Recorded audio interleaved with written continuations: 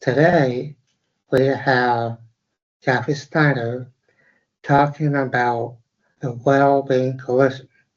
So welcome. Thank you. I'm so excited to be here with both of you. So what was your journey on the Wellbeing Coalition? What was her journey? What is my journey on the Wellbeing Coalition? Well, I was a high school teacher at Dow High School, teaching psychology for 27 years. Congratulations. Thank you. And along the way, I met Luke, and we worked together on a musical, and that was a lot of fun. Oh, Do you remember Bring It On? I remember. oh, amazing. Yes, Okay, right? so there's a Yeah. connection. It is. Yeah, I was a cheerleading coach. I Mhm. wasn't a drama instructor. Mhm. So that musical, though, had to do with cheerleading. And so they got to dance, they got to sing, we got to do cheerleading stunts. We did all sorts of fun stuff in that musical. Along the way, I got a degree in positive psychology. Right up Luke's alley. Yeah. I'm excited to ask you all these questions. I'm so glad you are, because I love Positive talking about this. psychology. Yep. So I thought that I would, and I did use it a lot in the coaching that I was doing as a cheerleading coach. I used it when I was teaching psychology. I did some staff trainings, and I also became a board member for the Rock Center of Youth Development Community too. And so in 2018, we did a 6-month course here in Midland for adults, for community leaders, and it was called a Certificate in Applied Positive Psychology. Cool. Well, in 2020, we did another one of those. And at that time, we had 90 adults that had been through that training in the community. 90. Wow. 90. And they were doing all sorts of good work in their organizations, but somebody needed to support them and be helpful to them. Sure. And at the same time, I was able to retire from teaching. Really wanted. So my journey to get here sitting next to you guys right now is because all those things came together in June of 2020 to allow me to retire from teaching and become the director of this new organization that we were starting called the Wellbeing Coalition. What is the job in Wellbeing Coalition? Ooh, what's her specific job? Or just in general, are there any jobs in the Wellbeing Coalition? Or my job? And that's for you. For me? Okay. Yeah. My job as the director, I do have a team of people that I work with every day. I'm the only full-time person in the Wellbeing Coalition. So my job, like this morning, I met with our coalition assistant, and she and I were talking through some of the recent programs that we did to talk about how they went and what went well, and was there any struggle and what could we do differently. We talked through that. So my job in part is that, developing programs, delivering programs, evaluating those programs. It's often to have conversations with people. And I also do a lot of work in larger community things where I'll be in community meetings or maybe even leading community meetings where I can help other ways in the community to be able to support people. So I have a question for you, Kathy. Yeah. How did you come with the name for the Midland Area Wellbeing Coalition? It's very interesting that you asked that, because when we first started doing those trainings, we called ourselves a task force. We thought that we were going to just be in existence for like a year or so and just do some work and then all go back to our lives. And what we realized in 2020 is that we really wanted to be an organization, and the word task force seemed like it meant that you were going to do something and then stop. And we wanted it to be not just about the city of Midland, and not, sometimes when people hear Midland County, they think of government, and we aren't a government organization. And so we called it the Midland Area Wellbeing Coalition. And we also thought that well-being is a better word for people to understand than positive psychology, because that word sometimes requires explanation. And most people know, they have a sense at least about what they think well-being is. And so it's a little less explanation then for people. So how do you teach psychology in the Wellbeing Coalition? In a lot of different ways. If you've been to our website, we have a whole series of little videos on there that people can watch. They're called Wellbeing Life Hacks. Ooh. And we got volunteers from, I think it's probably about 50 people in our coalition Wow. that agreed to make a little video for us. And they just recorded it with their phone. We wanted it to feel really grassroots. We gave them a script and they sent us the video, and we published those weekly for 2 years. And then we had a monthly workshop that we would do also that anybody in the community can join. And because we started during COVID, it was virtual, and we've kept it virtual. And now we have our hospital system has about 25 doctors that will come to that every month, and they can get continuing education credit.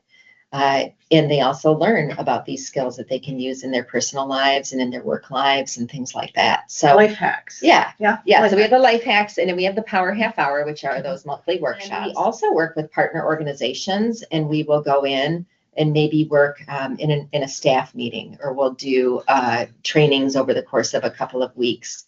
There's some organizations we've been working with for a couple of years, and then some just have a specific need, and they just want us to come in and do like maybe a couple weeks or just one session even. Sure. And then we do a 1-day certification course too that we run every quarter, so every January, April, July, and October. And that's a full day where people in the community come together from a lot of different places and learn about well-being and how to support themselves and other people, and more broadly, our whole community. So is well-being different than willpower? Is well-being different than willpower? Yes.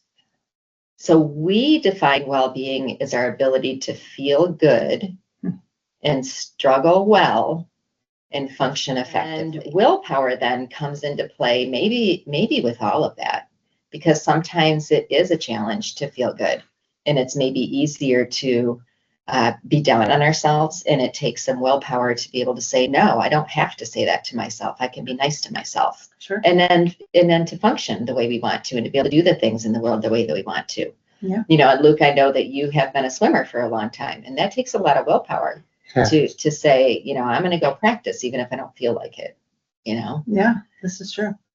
To understand the psychology of well-being, how does confidence fit in? How does confidence fit in? Hmm. You probably have heard the word self-esteem. Have you heard that word before? Yes. There's another word that isn't maybe as well known. It's called self-efficacy. Okay. Have you heard that word before? I have not. Yeah. And a lot of the people that I talk to and groups that I talk to, a lot of people really haven't heard that word before. But when I tell them that that's their ability to believe that they can do the things in life that they want to do, it's like a scientific way of saying confidence. So well-being and self-efficacy and confidence, for people to know that they have the ability to do a lot of things that maybe they could never do, is really important for our well-being, so that we don't become stuck. So how can you teach well-being with people with disabilities? Oh, goodness. What I think is really interesting about questions like this is that I think all of us are learners. And as much as I have information about the science related to well-being, people that have disabilities have as much, if not more, that they can teach me also. So I think that the best way for us to learn is in relationship with each other. Okay. When we have conversations that make us curious, and when you have something like knowing your history with swimming, I have a lot to learn from you about how to train Yes. effectively, right? Yeah. And keep your motivation up when I'm sure things got really hard. So we all have strengths. And I think for us to be able to be in a space where we can learn from each other, and be able to have those conversations together, I think is the best way to teach each other. But right now, Luke is training for a half marathon. I am too. Yeah. What? Yes. When is yours? So It's coming up in September Yours is sooner than mine. it's in Detroit, Stony Creek. Mhm. Oh, yeah, okay. Yeah. So what's your Amazing. best idea when things get really hard when you're running? The best idea, I think, is always meditate, Oh, really? Okay. and also you can do anything that wakes you up when you run. You can listen to music. Okay. You can do anything. Mhm. So find something that you enjoy, right? Yes. So, okay. Yeah. So do you meditate before you run? Sorry, I just, That's fine. I am so I do curious. this to 'cause Luke I'm all really the time excited too. about this. We'll get you back on track. Okay, good. It's fine. So do you meditate before or kind of during? I do it every day. Every day. Yes. Wow. Well, that takes willpower, I think. Mhm. Yes. Mhm. So, are you familiar of Inside Out? The movie? Yes. Oh, I love that movie, yes. So, have you heard of the sense of self? Sense of self, yeah. So, the reason why I asked about willpower Mm-hmm. is between flight or fight. Mm-hmm. So, how does well-being is also a part of sense of self? We all are learning and growing every day. And our sense of self, I think, really changes with our life experiences, with what we say to ourselves in our minds, with Okay. what we choose to do. So we're always developing, I think, our sense of self. And they really highlight that in the movie, I think. They kind of show it to us from the inside out, with the different emotions and how they're seem to be controlling her, but she, in the end, has the control to make decisions that are helpful to her. Sure. So, how can you navigate your own emotions? Oh, this is a $1 million question. It is $1 million question. Do you understand that if Kathy answers this correctly, she can retire now for the rest of her life? I would be rich. Well, I can help. I think one thing that's important to know that I think it took me a long time to learn, Okay. or actually to really understand, is that all of our emotions can be helpful to us, even the ones that feel really uncomfortable and bad for us. Okay. Our goal is to be able to experience all of the emotions, but in ways that are actually helpful for us. So if, for example, I'm really, really sad about something, that was sad. Like when my mom died, I was really, really sad when my mom died, really sad. And and that would be normal. So I didn't want to control that because that wasn't, I lost a person really important to me. So I don't know if I wanted to control it as much as be able to recognize when it was helpful for me to be too sad and when it was helpful for me to maybe talk to somebody else if I was getting too sad. So for me, I have a hard time feeling anxiety sometimes, and I always love to feel happy. Yeah, because maybe if you're feeling really anxious or nervous, your body's feeling it. And even though your brain says, and you're telling yourself, I shouldn't be this upset, I should calm down, and your body isn't doing it, Okay. then maybe you do want to take a nice walk. Or if you have someone that you can hug, whether it's a cat or a dog, or maybe it's dancing it out, maybe it's something where your body can kind of get the stress out, then that can help your brain to calm down too. How can you stay confident without feeling anxiety? Oof. How do you stay confident without feeling anxiety? Have you ever heard of TED Talks? I do. Do you like them? Yes. Okay. There's a really good TED Talk called How to Make Stress Your Friend. Oh, we'll have to make a note of that. Yeah. And the researcher's name is Kelly McGonigal. And one of the things that she says is, what if you just changed how you thought about that stress? Like if you're going into something like this half marathon and your brain says, oh, I'm so anxious about this. What if you told your brain instead, my body is getting ready for this. That's why I'm feeling the way I'm feeling. my body is telling me that it's up for the challenge. But when you can say, I've handled challenges before, I've handled some really hard challenges before, and this is just my body's way of telling me that I'm ready for this challenge too. It's not easy, but it's a really interesting thing to practice and try it on and see how it feels. Like you said, you like to be happy. Yes. I want people to be able to look back on their lives with satisfaction as opposed to regret or disappointment or frustration or anxiety. And I know people have really significant challenges in their life, and can we help each other to get through those challenges better? It's things like that that make the job so much fun, to be able to have those conversations with people, to be able to learn from other people, and to be able to share some of the science, which is really, really cool stuff. Have you ever seen the TV show Ted Lasso?